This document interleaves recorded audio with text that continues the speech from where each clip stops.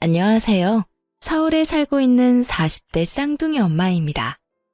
평소에 사연 열차를 들으며 육아 스트레스를 날려버리곤 하는데요. 사연을 들을 때마다 매번 떠오르는 사람이 있어 감정이입이 되더라고요. 그래서 사연의 주인공이 복수에 성공할 때면 함께 통쾌한 시간을 보내고 있습니다. 이렇듯 여러모로 좋은 시간을 만들어주던 사연 열차에 제 사연이 소개된다고 생각하니 정말이지 가슴이 설레우는군요. 고민 끝에 보내신 사연인 만큼 최선을 다해 이야기를 풀어볼 테니 끝까지 함께 해주세요. 그러면 시작해 보겠습니다. 저와 남편은 결혼한 지 5년이 된 부부였어요. 연애까지 치면 10년 가까이 된 저희 부부는 가벼운 의견 대립을 제외하곤 제대로 된 부부싸움도 해본 적이 없는 화목한 사이였죠. 남편은 배려심이 깊었고 저에겐 세상 누구보다 다정한 사람이었죠. 그리고 그런 남편을 너무나도 사랑했고요. 이런 저희에게도 걱정거리가 있었는데 그건 바로 아기였죠. 처음 2년은 신혼생활을 즐기기 위해 미뤘지만 그 후 3년 동안은 열심히 노력했는데도 임신이 잘 되지 않더라고요. 힘겹게 임신하면 유산을 해버렸고 그런 과정 속에 저희는 점점 기대를 접었어요. 그리고 5년이 되던 해에 남편이 결심을 했는지 이렇게 말하더라고요. 여보, 우리 이제 아기는 포기하는 건 어때? 응? 당신 많이 힘들어? 기다리는 것도 지치는 일이긴 하지. 그것도 그렇지만 난 당신이 더 걱정이야. 아기가 있으면 좋긴 하지만 사실 우리 지금도 충분히 행복하잖아. 이 행복한 시간들을 임신 때문에 기대했다가 실망했다가 하는 게 아깝다는 생각이 들어. 내가 힘든 건 둘째치고 당신이 너무 힘들어하는 것도 더는 보기 싫고 말이야. 그건 그렇지만 당신 정말 괜찮겠어? 당신 아기 가지고 싶어 했잖아. 아기는 나만 가지고 싶어 했나? 당신도 마찬가지잖아. 설사 나만 원했다고 해도 난 아기보다 당신이 더 중요해. 그러니까 이쯤에서 포기해도 난 정말 괜찮아. 우리 이제 임신 걱정은 묻어두고 지금까지 그래왔던 것처럼 신혼 기분 내면서 살자. 고마웠어요. 사실 포기하자는 말을 여자가 하는 것은 참 힘든 일이라고 생각해요. 그런데 남편이 먼저 이런 이야기를 꺼내주고 위로해주니 마음이 한결 편안해지더라고요. 남편의 말에 따르기로 했고 더는 임신만을 위해 마음을 졸이며 좌절하는 일은 없어졌어요. 하지만 저희만 포기했다고 해서 다가 아니더라고요. 제가 임신을 하지 못한 것에 안달이 난 시모가 있었으니까요. 시모는 저를 잡아먹지 못해 혈안이 된 사람처럼 굴었는데 임신을 하지 못하자 그걸 빌미로 더 신나서는 시집살이를 시키더라고요. 일하는 것에는 신경 쓰지도 않는지 날마다 전화해서 잔소리하는 것은 일상이었고 일주일에 2~3번씩은 시댁으로 불러 온갖 집안일을 시키곤 했어요. 아가, 얼른 와서 이불 빨래 좀 하거라. 이불에서 신내가 나는데 내가 허리가 아파서 도저히 할 수가 없구나. 아가, 너 곧 퇴근하지? 퇴근하는 길에 우리 집에 들러서 김치 좀 담가라. 내가 만든 것보다 네가 만든 게 먹고 싶어서 그래. 예, 빨리 와서 청소 좀 해. 집골이 엉망이다. 처음엔 어린 마음에 시모가 무서워서 그 후엔 그래도 시모가 어른이니까 그저 계속해서 참아왔는데 어느 순간부턴 인내심에 한계가 오더라고요. 아가라는 호칭이 예라고 변할 때까지 참은 것이니 참을 만큼 참은 것이기는 했죠. 그리고 머지않아 그 한계선이 무너지는 날이 왔어요. 그날은 퇴근을 하고 집으로 향하던 길이었는데 시모에게서 연락이 오더라고요. 설마 하는 마음에 전화를 받은 것이 꺼려지긴 했지만 한번 전화를 걸면 받을 때까지 하는 시모를 알기에 전화를 받을 수밖에 없었죠. 네, 어머님. 전화를 왜 이렇게 늦게 받는 거야? 너 어디니? 집이니? 아니요, 지금 거의 다 왔어요. 왜 그러세요? 아직 밖이구나. 마침 잘 됐다. 지금 당장 장 좀 봐서 우리 집으로 오거라. 지금이요? 왜요? 무슨 일 있으세요? 무슨 일 있으니까 널 부르지. 내가 심심해서 널 부르겠니? 너 내 친구들 알지? 친구들이 우리 집에 온다고 했었는데 내가 깜빡했지 뭐니. 저녁 시간대니 맨입으로 보낼 수도 없고 그렇다고 배달 음식 시켜 먹이면 뒤에서 날 얼마나 흉보겠어? 이제 네가 지금 당장 우리 집에 와야 하는 이유 알겠지? 알았으면 잔말 말고 얼른 와. 네? 지금이요? 같은 말 반복하게 할래? 아, 오면서 돈도 좀 뽑아서 봉투에 담아오고. 친구들 보는 앞에서 내 용돈도 좀 줘야 내가 기가 살지. 그렇지 않아도 남들 다 있는 손주 하나 없다고 애들이 얼마나 불쌍히들 보는데 네가 그 정도는 해줘야 내가 고개라도 들고 다니지 않겠니? 그날따라 시모의 한마디 한마디가 얼마나 제 가슴을 후벼 파는지 도저히 듣고만 있지 못하겠더라고요. 평소에도 남편에게 이런저런 핑계로 돈을 뜯어가고 있다는 걸 잘 알고 있던 터라 이대로 넘어가면 안 되겠다는 생각이 들기도 했고요. 저 못 가요, 어머님. 뭐? 너 지금 뭐라고 했니?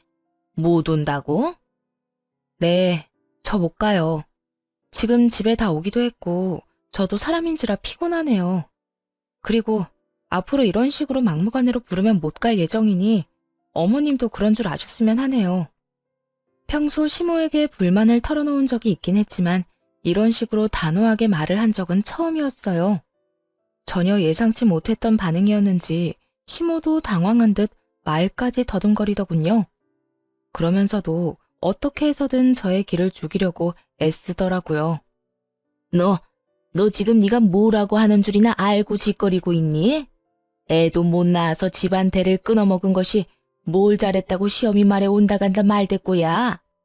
넌 그냥 내가 오라고 하면 오고 가라고 하면 가면 되는 거야. 어머님, 저 어머님 며느리지 어머님 종 아니에요. 그리고 애 하나 못 낳는다니요? 엄연히 따지면 그게 제 잘못도 아닌데 어머님은 왜 늘 그런 식으로 말하세요? 병원에서도 저희 둘 다 몸에 아무 이상 없다고 했고 저희도 이때까지 많이 노력한 거 누구보다 더 잘 아시잖아요. 그러니까 다신 그런 식으로 말씀하지도 말고 이런 식으로 저 부르지도 마세요. 그래? 그래서 네가 지금 아니 앞으로도 우리 집엔 안 오겠다 이 말이야? 네, 남편이랑 같이 가서 어머님 뵙는 목적으론 가겠지만 이런 식으로 어머님 댁 집안일이나 손님상 차리려고 가는 일은 없을 거예요. 그래? 그러면 그렇게 해. 대신 사람 불러서 집안일 시킬 테니 그 돈은 네가 주거라. 그걸 왜 제가 드려야 하나요? 그렇잖니. 네가 와서 하면 되는데 하기 싫다고 하니 어쩌겠어. 나는 집안일에 소질이 없고 그렇다고 더러운 곳에서 살 수는 없으니 사람이라도 불러야지. 그런데 나한테 돈이 어디 있니? 이 나이에 내가 돈을 버는 것도 아니고 이 모든 일이 너 때문에 일어난 일이니 그 값은 당연히 네가 치러야 하지 않겠어? 이게 도대체 무슨 말인지 뭐가 당연하다는 것인지 알 수가 없더라고요. 무슨 조선시대도 아니고 이런 사고방식의 시모가 이해가 되지도 않았고요. 아니요, 전혀 당연하지 않아요. 어머님 집안일을 제가 해야 한다는 법도 없고요. 설령 그렇다고 하더라도 그 돈을 제가 줘야 하는 의무도 없어요. 전 그렇게 직접 못하시겠으면 어머님 돈으로 하세요. 어머님 매달 아버님한테 꼬박꼬박 돈 받으시잖아요. 용돈 제외하고도 여러 명목으로 받고 있는 거 다 알고 있거든요.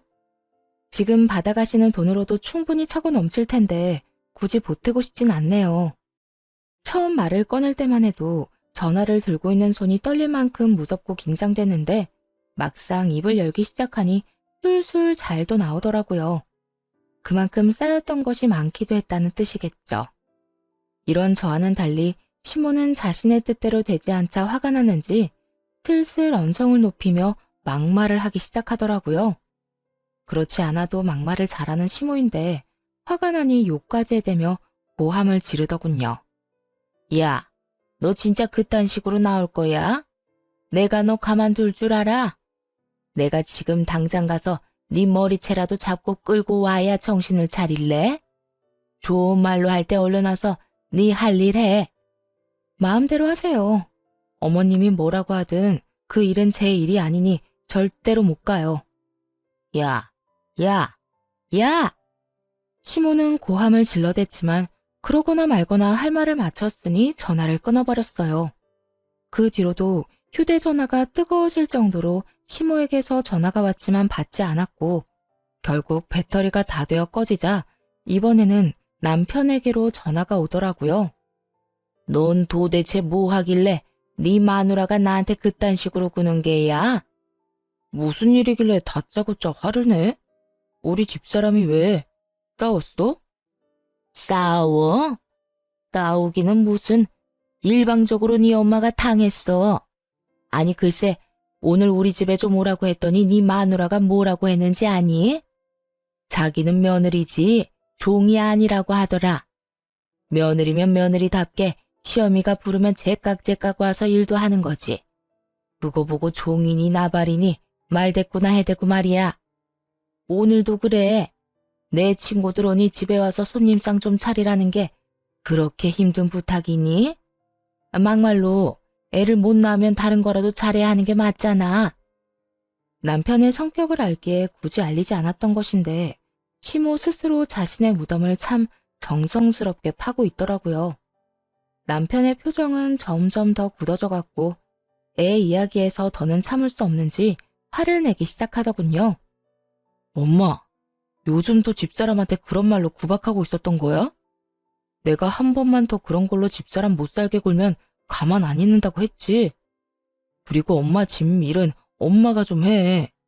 그렇지 않아도 회사 일로 힘든 사람을 엄마가 무슨 권리로 오라가라 하면서 부려먹어. 다신 이 사람한테 그런 걸로 연락하지 마. 또 그러잖아. 용돈 끊는 건 물론이고 엄마랑 연도 끊을 테니 그런 줄 알아. 온전히 제 편인 남편의 입에선 결국 용돈 이야기까지 나와버렸고 시모도 더 이야기해봤자 손해뿐이라는 걸 깨달았는지 그제야 꼬리를 내리고 전화를 끊더라고요. 그 후 시모에게서 오는 연락은 뜸해졌고 이제 좀 마음 편히 살겠구나 하는 생각을 하던 어느 날이었어요. 퇴근하기가 무섭게 집으로 돌아오던 남편은 어느 순간부터 귀가가 늦어지기 시작하더니 날마다 새벽녘에나 집으로 돌아오더라고요. 이유는 회사에 일이 많다는 것이었는데 아무리 일이 많다고는 해도 새벽까지 일을 한다는 것이 의심스러웠죠. 그렇게 제 입장에선 당연하다고 생각되는 의심과 불안이 계속되던 차였는데 시모에게서 늦은 밤 연락이 왔어요. 아들과 연락이 안 된다면서요. 우리 아들 자니? 안 자고 있으면 전화 좀 바꿔다오. 아범 지금 집에 없어요. 요즘 회사 일 바쁘다고 새벽에나 집에 와요. 그래? 요새 계속 늦는다 이 말이지? 왜인지 시모의 목소리는 급격하게 밝아졌고 그 이유는 뒤이어 나온 시모의 말에서 알 수 있었어요.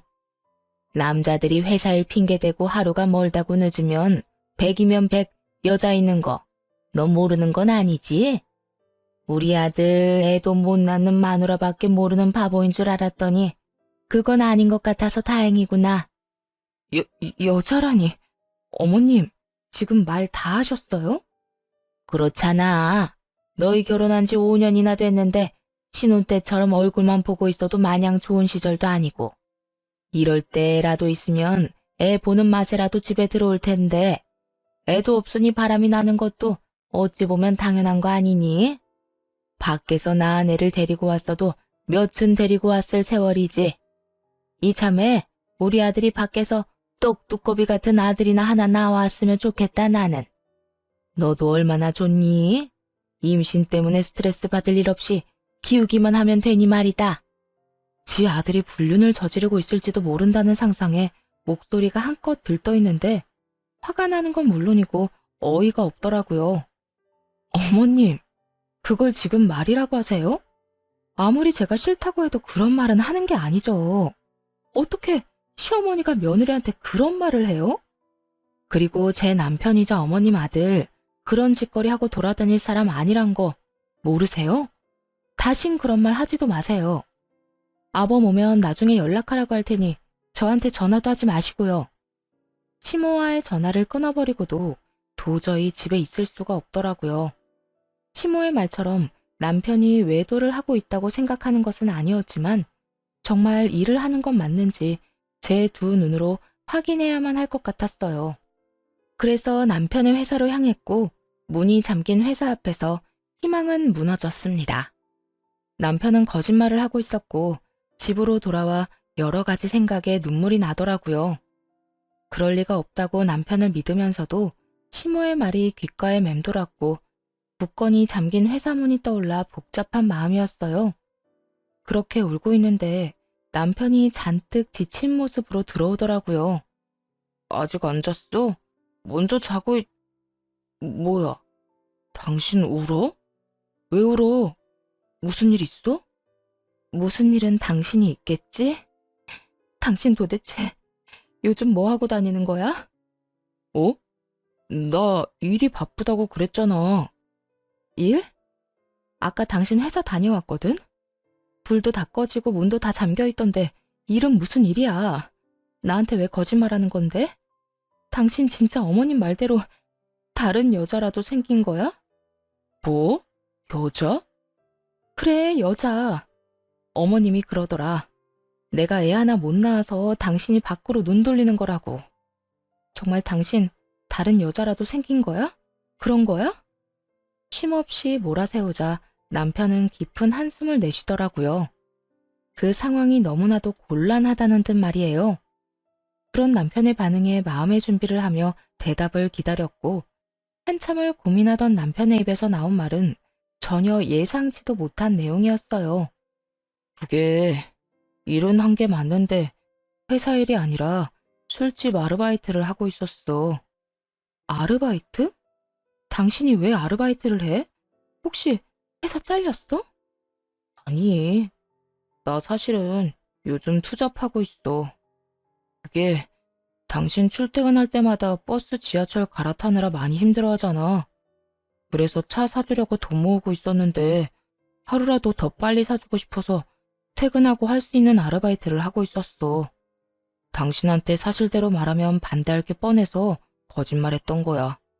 미안해, 당신 속여서.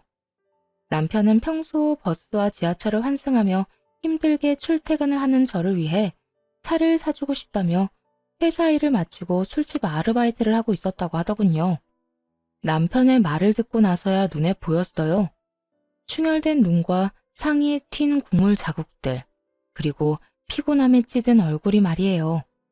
끝까지 믿어주지 못했다는 미안함과 이토록 나를 사랑해주는 사람이 있다는 것에 대한 고마움, 여러 가지 감정이 복받쳐 계속 눈물이 나더라고요. 그런 저를 안고 남편은 어쩔 줄 몰라 하며 미안하다는 말만 반복했고요. 여보, 의심해서 미안해. 당신이 그럴 리가 없다고 생각하면서도 상황이 그러니까 당신이 바람 피우고 있을지도 모른다고 생각했어. 정말 미안해. 아니야. 내가 진작 당신한테 사실대로 말했으면 그런 생각할 일도 없었을 텐데 내가 미안해. 아니야. 내가 미안. 그런데 일은 앞으로 하지 마. 꼴이 이게 뭐야? 회사 일도 충분히 힘들 텐데 퇴근하고 제대로 쉬지도 못해서 엉망이잖아. 나 차 필요 없어. 지금도 전혀 힘들지도 않고 말이야. 그렇지 않아도 생각했던 돈 거의 다 모아서 이번 주까지만 한다고 했어. 꽤 오래 모았거든. 그런데 여보, 아까 그 말은 무슨 말이야? 엄마가 당신한테 했다는 말 말이야. 남편은 그 와중에도 그 말이 마음에 걸렸는지 집요하게 물어오더라고요. 모자지라는 꼴처럼 되자 말하지 말까 하는 고민을 하기도 했지만 혼자 품고 지나가기엔 시모가 선을 넘은 건 확실했기에 모든 걸 말하기로 했어요. 시모와의 전화통화가 녹음된 것까지 들려줬죠. 두 눈을 꾹 감고 녹음 파일을 반복해 듣던 남편은 무언가 결심한 듯 감은 눈을 뜨고는 저를 데리고 시댁으로 향했어요. 새벽 3시가 다 되어가는 시간이었죠. 신부는 자고 있을 것이 뻔했고 남편은 걷잡을 수 없이 화가 많이 난 상태였고요. 무슨 일이 일어날 것이 분명한 상황이라 남편을 말려봤지만 소용없었죠. 결국 그렇게 시댁에 도착했고 당연히 자고 있을 거라 생각했던 시모는 어쩐 일인지 웃으며 저희를 반겨주더라고요. 직접 보고 들으면서도 도저히 믿어지지 않는 말을 하면서요. 왔니? 그렇지 않아도 올 것 같아서 기다리고 있었어. 많이 싸웠니? 그래서 이혼이라도 하겠다는 말 하려고 온 거야? 어머, 혹시 내가 말한 대로 다른 여자가 우리 아들 애라도 가졌다니? 들뜬 목소리로 말도 안 되는 말을 해대는 시모를 보며 저보다는 남편이 더 큰 분노를 느끼는 듯 했어요. 제 손을 꽉 잡은 손이 떨리고 있었거든요. 엄마, 그게 무슨 말이야? 어떻게 친엄마라는 사람이 그런 말을 웃으면서 그런 목소리를 할 수가 있어? 나 결혼한 유부남인 거 몰라? 뻔히 아는 사람이 다른 여자한테 내 애가 있냐는 말을 그렇게 아무렇지도 않게 할 수가 있느냐고. 그것도 이 사람이 여기 이렇게 있는데. 아니면 아닌 거지. 왜 화를 내고 그래? 내가 뭘 그렇게까지 잘못했다고? 엄마가 무슨 잘못을 했는지 모른다는 게 제일 큰 잘못인 거 몰라? 엄마가 이 사람한테 그런 말 하면 이 사람 상처받아. 이 사람 가슴에 대못 박는 거라고. 엄마는 우리가 이혼이라도 하길 바라는 거야? 정말 그런 거야? 이혼까지는 아니더라도 밖에서 애는 낳아왔으면 했지. 사진 멀쩡한 우리 아들이 애 하나 못 낳아서 마음고생을 그리도 하는데 내가 그런 마음이 안 생기겠냐고. 나라고 오죽했으면 그렇겠어? 힘들어도 우리가 더 힘들고 아기를 원해도 우리가 더 원해. 그러니까 엄마까지 낮아서 그런 말로 집사람 상처 주지 마. 그리고 나 밖에서 여자 만나고 돌아다닌 거 아니고 일했던 거야. 이 사람 출퇴근하느라 고생하는 게 싫어서 차라도 한 대 사줄까 해서 회사 끝나고 아르바이트 했던 거라고. 그러니까 다신 그런 생각도 하지 말고 입에도 올리지 마. 남편의 잔소리가 이어지자 귓등으로 듣지 않던 시모는 돈 이야기가 나오기 시작하자 눈을 반짝이며 남편을 바라보기 시작했어요. 평소 시모가 돈 타령에는 도가 텄다는 걸 익히 잘 알고 있긴 했지만 그날은 정말 대단하다는 생각이 들 정도로 상식 밖의 논리를 내세우며 돈 타령을 시작하더군요. 잠시만. 그러니까 바람을 피우고 돌아다닌 게 아니라 네 집사람 차 사주려고 다른 일을 하고 있었다. 이 말이야? 그래. 3천만 원 정도 모아서 이제 그만두려고 했었는데 엄마가 괜한 소리 하는 바람에 다 망쳤다고. 하여튼 앞으로는 나하고 이 사람 사이 이간질하는 짓 좀 하지 마. 이게 뭐야? 이 새벽에. 너 진짜 미쳤니? 그 많은 돈을 왜 전현한테 쓰는 거야? 저게 시집 와서 한 게 뭐가 있다고. 아들, 그 돈 놔줘. 엄마 달라고. 엄마도 돈 필요하단 말이야. 엄마, 진짜 왜 그래? 애 못 낳는 게 이 사람 잘못도 아니고 왜 그런 식으로 말하냐고. 그리고 이 사람 위해서 마련한 돈을 왜 엄마한테 줘? 줘야 할 이유가 없잖아. 이유? 이유야 만들자면 차고도 넘치지. 저 모자란 것이 손주 하나 못 낳아서 그간 내가 마음고생했던 위자료. 그 위자료로 3천만 원 정도 줄 수 있잖아. 아들, 나 네 엄마야 친엄마. 10살 때부터 너 혼자 키우면서 고생이란 고생은 다 했는데 그런 엄마는 안 챙기고 저딴 부족한 년만 챙기는 게 말이 되니? 그러니까 그 3천만 원은 날 줘야 한다고. 손주를 못 안겨줬다는 이유로 위자료를 요구하는 시모 어떻게 생각하시나요? 이 말을 듣는데 머리가 멍해지면서 헛웃음도 나지 않더라고요. 뭐 이런 사람이 다 있나 싶어서요. 남편 역시 입을 벌리고 그저 시모를 바라만 보더군요. 지금 무슨 말을 들은 건가 싶은 표정으로 말이죠. 저희 둘 다 아무 말도 하지 않고 있자 시모는 본인의 말이 통했다고 생각했는지 미소를 머금은 얼굴로 이렇게 말했어요. 왜? 내 말을 들어보니 일리가 있는 것 같아? 아들, 너 그 돈 나 안 주고 네 마누라 주면 후회한다. 말이야 바른 말이라고 쟤랑 너랑 피 한 방울 안 섞인 남남인데 언제 어떻게 이혼할 줄 알고 그런 돈을 주니? 너희 사이에 애라도 있으면 몰라. 애도 없는데. 제가 네 돈만 받아먹고 홀라당 도망가면 어쩌려고. 돈 3천만 원이 뭐라고. 시모는 저를 돈 몇 푼 때문에 가족을 버리고 도망이나 치는 사람으로 만들어버리더군요. 그게 무슨 헛소리냐고 당장이라도 따져 묻고 싶었지만 그러기도 전이었어요. 남편이 앞서서 더 큰 화를 내며 시모를 몰아붙이기 시작했죠. 엄마, 제발 그만 좀 해. 내가 여기 오면서도 엄마 얼굴 보면서도 계속 고민했는데 방금 엄마 말 들으니까 결심이 섰어. 우리 이제 보지 말고 살자. 영 끊고 살자고. 무슨 사단이 나도 크게 나겠다 싶긴 했지만 연을 끊자는 말까지 나올 거라곤 생각지도 못했어요. 부모와 자식 간은 천륜이라는데 그 천륜을 끊는다는 것이 말처럼 쉬운 일은 아니니까요. 하지만 남편의 뜻은 완고해 보였고 시모 역시 그 완고함을 눈치챈 듯 급하게 남편을 달래보려 애쓰더군요. 아들, 갑자기 그게 무슨 말이야? 연을 끊자니. 이 세상에 가족이라고 너하고 나뿐인데 그런 너랑 내가 어떻게 연을 끊고 살아? 이 엄마는 너 없이는 못 살아. 내가 없으면 못 사는 게 아니라 내 돈이 없으면 못 사는 거겠지. 엄마 우리한테 안부차 연락한 적이 있긴 해? 이 사람한테는 집안일 시키려고 연락하고 나한테는 돈 내놓으라고 연락하고 다른 일로 연락한 적 단 한 번도 없잖아. 너는 무슨 말을 그렇게 하니? 내가 언제 그랬다고? 생각 좀 해봐. 내 말이 틀렸어? 그런 사람이 이제 와서 뭐? 나 없이는 못 살아? 거짓말 좀 하지 마. 그리고 나 이제 엄마 말고도 가족 있어. 그러니까 엄마도 이제 나 말고 엄마 가족 만들어서 잘 살아.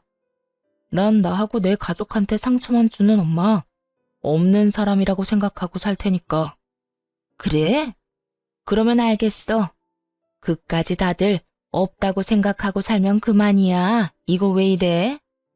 그런데 영 끊을 때 끊더라도 그 3천만 원은 주고 끊어. 내가 너 혼자 키우느라 고생한 게 얼만데 그 정도는 100번, 1000번은 더 줘야 한다 너. 헉소리가 다 날 정도로 황당하더군요. 그렇게 하나뿐인 핏줄이라고 강조할 때는 언제고 연을 끊자는 상황에서도 아들을 다시 못 보는 것보다 3천만 원을 잃을까 더 노심초사하는 모습이라니. 남편은 깊은 배신감을 느끼는 듯했고 높아질 대로 높아진 언성에서 느껴졌죠. 3천만 원? 내가 왜? 길거리에 버리는 한이 있어도 엄마한테는 안 줘. 키워준 값은 20살 이후부터 번 돈으로 다 갚았고 우리 사이에 돈이 오가야 한다면 엄마가 집사람 불러다가 부려먹은 값이랑 집사람 가슴에 못 박은 위자료를 줘야 할 건데 그렇게까지 한번 해볼까? 야, 너 진짜 엄마한테 이렇게까지 할 거야? 어쩜 이렇게 냉정하게 구니? 엄마야말로 우리가 어떻게 이렇게까지 하는데? 나한테 돈 맡겨놨어? 이 사람한테 받지 못한 빚이라도 있어? 그렇지 않고서야 아들이 인연을 끊자는데 어떻게 끝까지 돈 타령만 할 수가 있어. 진짜 엄마라는 사람 질린다 질려. 다신 보고 싶지도 않아. 앞으로 다신 연락하지 마. 아니, 마세요. 찾아오지도 마시고요. 그러면 사시는 동안 평안하세요. 시모는 집을 나서는 남편과 저를 붙잡으며 돈 타령을 해댔지만 그런 시모를 냉정하게 뿌리치고 집으로 돌아왔습니다. 그 후 남편은 번호를 바꿔버리고 곧 저희는 다른 곳으로 이사했네요. 마침 전셋집 계약도 만료되던 터라 차를 대신 회사와 가까운 곳으로 이사를 하기로 한 거죠. 그렇게 새로운 곳에서 새 출발을 하게 되자 시모의 존재를 잊고 살 수 있었어요. 처음엔 온갖 방법을 써서 연락을 취해오던 시모도 점차 연락을 하지 않게 되었고 이렇게까지 하는 게 정말 맞는 것인가 하는 생각도 점차 흐려지며 그렇게 2년이란 시간이 지난 어느 날이었어요. 어느 날 모르는 번호로 연락이 오더라고요. 다름 아닌 시모였습니다. 병원에 입원했다고 하대요. 그렇게 술을 끼고 살더니 결국 간암 말기 판정을 받았다고 하더군요. 다 죽어가는 목소리로 그간의 이야기를 풀어놓던 시모는 이내 본격적으로 전화가 목적에 대해 말하기 시작했죠. 그래서 말이다, 아가. 네가 네 남편 좀 잘 설득해주면 안 되겠니? 무슨 설득이요? 내가 이때까지 말했잖아. 내가 간암 말기라고. 의사 말로는 이식도 힘들 거라고 하긴 하는데 사람 일이란 게 또 모르는 일이고, 이식을 해서 하루라도 더 살 수 있으면 그건 하는 게 맞는 거 아니겠니? 그러니까 내 아들한테 네가 설득 좀 해주려무나. 내 아들이지만 내 말보단 네 말을 더 잘 듣잖니. 들어보니 이식을 해도 가망이 없다고 하는데 시모는 이식만 한다면 영생을 누릴 것이라고 확신이라도 하듯 남편의 간을 탐내고 있더라고요. 간 이식만 하면 다 해결된다고 하더라도 이식을 권해볼까 말까 하는 마당에 가망도 없는 일에 그리고 이렇게 된 사이에서 그딴 요구를 하다니 그 뻔뻔함에 기가 막히기도 하고 온몸에 소름이 닿기치더라고요. 어머님, 말이 되는 소리를 좀 하세요. 이식해서 완치된다고 해도 고민 정도는 해볼까 말까인데 의사도 힘들다고 한 마당에 제 남편이 왜 간을 이식해드려야 해요? 네가 뭔데 된다 안 된다를 판단해. 넌 그냥 내 아들한테 내 상태가 어떤지 전하기만 하면 된다.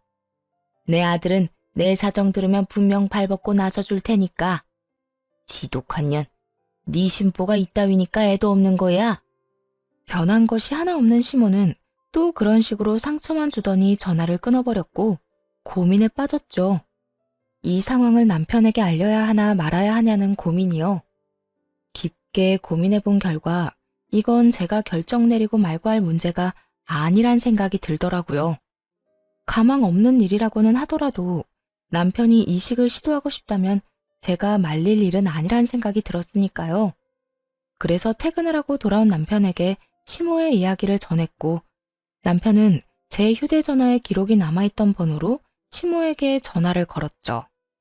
아들, 이야기 들었지? 엄마 많이 아파. 얼른 와서 수술 날짜 좀 잡자, 응? 누구신데 이런 이야기를 하는지는 모르겠지만 저는 엄마가 없는 사람입니다. 그러니까 다시는 이런 연락하지 마세요. 너 정말 이딴 식으로 나올 거니? 다른 것도 아니고 엄마가 아프다는데 그깟 간 좀 떼준다고 네가 죽는 것도 아닌데 이렇게 쪼잔하게 굴 거냐고. 마음대로 생각하시고 다신 이런 용건으로 연락하는 일 없었으면 합니다. 저는 절대로 저의 어떤 것도 내어드릴 생각이 없으니까요. 하나밖에 없는 아들이 날 안 살려주면 누가 날 살려준단 말이야. 그러지 말고 제발 다시 한번 생각해보려무나. 이제 와서 하나밖에 없는 아들 타령을 하시네요. 2년 전 영 끊자고 말씀드렸을 땐 아들은 안중에도 없고 돈만 챙기려 드시더니 어쨌든 전 그때 그 자리에서 엄마는 없는 사람이라 생각하며 살기로 했습니다. 남편은 전화를 끊어버렸고 시모는 작전을 바꾸어 저를 설득하기 시작했어요. 아무리 생각해도 남편은 가망이 없을 듯하니 저를 어떻게 해서든 구슬려 보기로 마음을 먹은 것이겠죠. 아가, 나 정말 이러다 죽을 수도 있어. 그러니까 우리 아들 말고 너라도 이식 좀 해주면 안 되겠니? 지난 일은 다 흘려보내고 우린 현재를 살아야 하잖니. 그러니 너도 마음 한번 넓게 써보거라. 응? 시모는 저를 설득하려는 그 순간에도 미안했다는 말 한마디 없더라고요. 그저 어떻게 해서든 동정심을 자극해서 목적을 이루고자 하는 욕망만 드러낼 뿐이었죠. 어떻게 해서든 이식이라도 받고 싶은 심정은 잘 알겠는데요. 그렇게 간절하면 적어도 저희한테 사과 한마디라도 해야 하는 거 아니에요? 사과? 내가 뭘 그렇게 잘못했다고? 너나 네 남편이나 이렇게까지 구는지 도무지 난 이해가 되지 않는구나. 아, 그러니까 어머님은 여전히 저희한테 조금의 잘못도 하지 않았다고 생각하는 거네요. 남들 다 가지는 손주 하나 못 안겨준 것도, 다짜고짜 연을 끊자고 한 것도 다 내가 아니라 너랑 네 남편이 저지른 거 아니니? 그런데 왜 내가 너희한테 사과를 해야 하니? 지금도 그래. 부모가 아프면 자식이 되어서 뭐든 해줘야 하는 게 마땅한 거 아니니? 그러니까 더 큰 죄 짓고 후회하지 말고 당장 와서 이식 날짜나 잡아. 이런 생각이 들더라고요. 만약 시모가 저에게 조금만 다정스럽게 대해줬다면, 남편이 돈줄이 아니라 그저 사랑하는 아들로 대해줬다면 망설이지 않고 이식쯤이야 해드렸을 텐데 라고 말이에요. 아니, 이식해달라고 억지를 부리기에 저는 진심인 척이라도 해서 용서를 구하는 연기라도 했더라면 남편과 저는 이식을 권해드려야 하나 심각하게 고민했을 텐데 하는 생각 말이에요. 하지만 이건 저의 바람일 뿐이었죠. 현실은 어린아이처럼 떼쓰는 시모만 있을 뿐이었으니까요. 그래서 좀 더 냉정해지기로 했습니다. 만약 어머님이 지금이라도 사과 한마디만 했다면 고민이라도 해봤을 텐데요. 지금 어머님 하는 행동 보니 안타깝게도 저는 전혀 죄라고 생각하지도 않을 거고 후회할 것 같지도 않네요. 그러니까 더는 쓸데없는 일에 힘쏟지 마시고 다른 방법 찾아보세요. 야, 너 진짜 이딴 식으로 나올 거야? 에휴, 너희가 싫다니까 어쩔 수 없지 뭐. 내가 더는 이식 이야기는 꺼내지 않으마. 그 대신 그때 그 3천만 원 지금이라도 나 다오. 몸이 아프니 돈 나가는 데가 한두 군데가 아니야. 그러니까 그 돈이라도 내놓으려무나. 정말 대단한 사람 아닌가요? 이런 순간에도 돈 타령을 할 수 있는지 정말 탄성마저 나오더라고요. 2년 전에 3천만 원에 아직까지 미련이 있다는 사실도 대단하다 싶었고, 암 진단을 받고 나온 보험금만 해도 꽤 될 텐데 그 돈은 어쩌고 돈 타령인가 싶기도 했어요. 시모가 또다시 막무가내로 우겨대니 제 정신조차 피폐해지기 시작하더라고요. 말이 통하지도 않았고 자기 말만 해대며 언성을 높여대는 시모와 더는 대화하고 싶지도 않았고요. 도돌이표 같은 이 상황, 저만 지긋지긋한가요? 그만 좀 하세요, 제발. 그 돈은 이미 다 쓰고 없고 있다고 해도 어머님께 드리는 일은 없을 거예요. 저요, 어머님이 돈 내놓으라고 우기면 돈 내놓는 기계 아니라고요. 그러니까 제발 지금처럼 모르는 사람인 양 살아요. 부탁이에요. 그렇게 마지막 통화를 끝냈는데 마냥 후련하지만은 않더라고요. 아무리 믿다고는 해도 몸이 좋지 않다고 하니 신경이 쓰이는 건 어쩔 수 없는 노릇이었어요. 남편 역시 마음이 편치만은 않아 보이더라고요. 늦은 밤 남편은 홀로 거실에 나가 한숨을 쉬기도 했고 어느 날은 술에 취해 들어와 속내를 내비치기도 했어요. 사실은 나 너무 속상하기도 하고 슬프기도 하다. 당연히 도와주고 싶은 마음이 있기도 한데 마지막까지 돈 타령만 하던 엄마 모습이 뇌리에서 떠나지 않아. 그래서 너무 힘들고 너무 배신감이 들어. 괜찮아. 다 괜찮을 거야. 그러니까 너무 죄책감 가지지 마. 너무 힘들어하지도 말고. 난 당신 이해해. 나 역시 당신 입장이었다면 그랬을 거야. 정말? 그래. 난 당신만 나 이해해주면 괜찮아. 그렇고 말고. 참 많이도 울더라고요. 평생을 돈 타령만 하던 시모도 엄마라고 어린아이처럼 우는 남편을 보는데 저 역시 마음이 좋지 않았어요. 그날 많은 이야기를 나누었던 기억이 아직도 선명하네요. 긴 시간 이야기를 나눈 끝에 내린 결론은 저희의 결정대로 하자였어요. 이식한다고 한들 가망이 없는 상태였고 강경화 때도 술을 끊지 못해 이 지경까지 온 시모가 이식이 성공해서 몇 달의 시간이라도 번다고 한들 또 술을 먹을 것이 분명했기 때문이었어요. 그렇게 저흰 다시 한번 마음을 다잡았고 일상으로 돌아와 잘 살아보려 애쓰고 있었죠. 그러던 어느 날 시부라는 사람이 찾아왔어요. 모든 걸 포기한 시모가 헤어진 지 오래인 시부에게 자신의 처지를 알리며 도움을 청한 듯 했죠. 잘 지냈니? 네, 잘 지내셨어요? 난 뭐 그런 대로 지냈다. 참 이상하더군요. 아무리 오래전에 헤어져 어색하다고 한들 저렇게 서로의 눈치를 살필 필요가 있나 하는 생각에서요. 거기에다 닮은 구석이 하나 없다는 점도 이상했어요. 그저 그렇게 이상하다고 생각할 뿐 다른 사연이 있을 거라 상상치도 못했는데 두 사람은 제가 전혀 생각지도 못했던 이야기를 꺼내기 시작했어요. 너 그렇게 사라지고 내가 얼마나 섭섭했는 줄 모른다. 그러셨어요? 저는 속 시원하다고 생각하실 줄 알았어요. 제가 친자식이 아니란 걸 다 아셨잖아요. 그래, 알았지. 그래도 내가 널 친자식으로 알고 내 품에서 키운 게 10년이야, 이 녀석아. 그런 내 아들이 하루아침에 사라졌는데 걱정하지 않았겠소? 낳은 정보다 키운 정이라고. 그 여자 생각을 하면 이가 갈리는데 네 생각만 하면 그립고 섭섭하고 그랬소. 저도 사실은 아버지 생각 많이 났었어요. 그립기도 했고요. 들어보니 시모는 시부에게 남편이 시부의 자식이라 속이곤 결혼을 했었다고 하더군요. 그렇게 남편과 시부를 속이고 10년을 지내다 우연찮게 그 사실을 들키게 되었고, 시모는 남편을 데리고 야반 도주를 해버렸던 것이었죠. 시부는 현재 재혼을 해 다른 분과 살고는 있지만 슬아의 자식은 없었으며 여전히 남편을 그리워하고 있다며 눈물을 훔치셨어요. 남편 또한 그런 시부의 사랑에 눈물을 흘렸고요. 이야기 들어보니 네 엄마 많이 아프다고 하던데 넌 괜찮니? 날 찾자마자 네 엄마가 다짜고짜 너랑 네 집사람 욕을 얼마나 하는지 네 걱정이 돼서 널 찾지 않을 수가 없었다. 가망도 없는 일에 괜히 네 몸이나 축내는 결정을 내릴까 봐서 말이다. 어떻게 된 사람이 세월이 그렇게나 흘렀는데도 욕심이 그렇게도 흘러넘치는지. 정말 그때 네가 아니었다면 진작 이혼했었을 게야. 그러셨어요?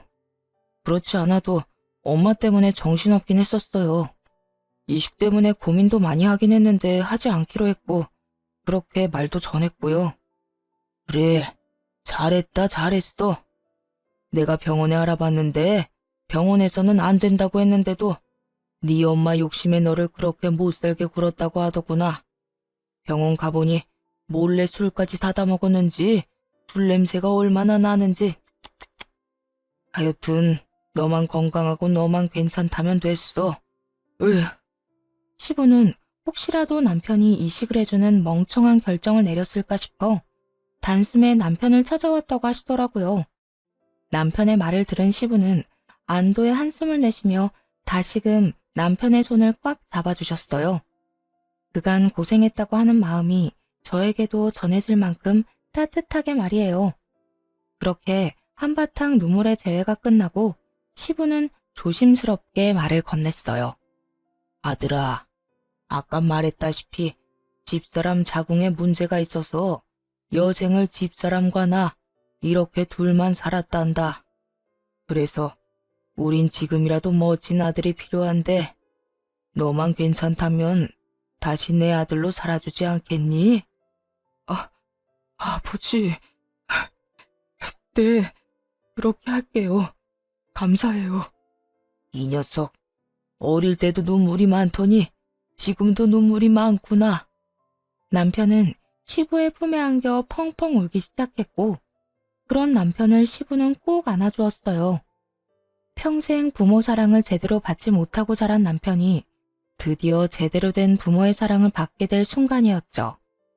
새롭게 만나게 된 시모는 참 따뜻하고 인성이 착한 사람이었어요.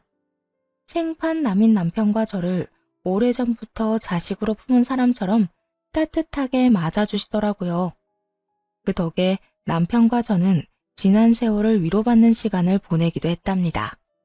그 후 얼마 지나지 않아 전 시부가 하늘나라로 떠났다는 말을 들었어요. 시부가 예정을 생각해서 병원비도 결제해주고 다른 금전적인 부분도 도와줬지만 2달 만에 급성 폐혈증으로 돌아가시게 된 거죠. 사망보험금이 있었는데 그건 남편에게 상속되었어요. 그 돈으로 좋은 묘자리도 마련하고 가시는 길 섭섭하지 않게 잘 보내드렸네요. 그렇게 죽은 시모가 기억 속에서 잊혀질 때쯤 시부가 큰 돈을 주시더라고요. 아버님, 이게 무슨 돈이에요? 갑자기 돈을 왜 주세요? 그게 너희 지금이라도 임신 다시 시도해보는 건 어떨까 해서 말이야.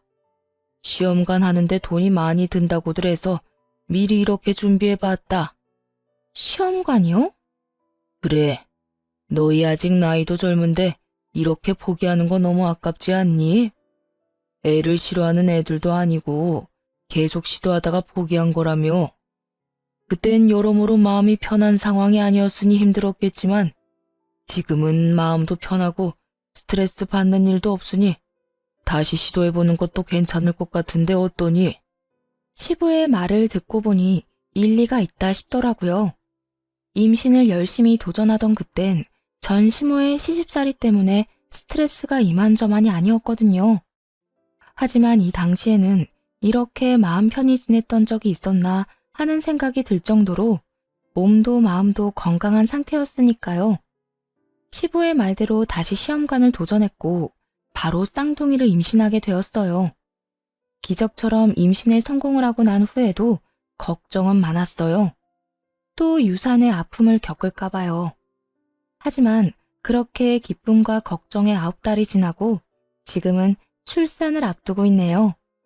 노산에다가 쌍둥이라 이것저것 검사할 것도 많고 몸이 무거워 힘든 점도 많았지만 곧 태어날 아가들을 생각하면 입가에 미소가 절로 피어나네요. 저뿐만 아니라 남편과 시부모님들도 늘 웃음꽃이 피어 있고요. 사실 전 시모와 연을 끊을 때까지만 해도 이런 가정을 꾸리고 살게 될 거란 생각도 하지 못했었어요. 남편과 둘만 사는 생활에 불만이 있었던 건 아니었지만 부모님을 모시고 다니는 가족들을 보면 부러운 마음이 생기기도 했거든요.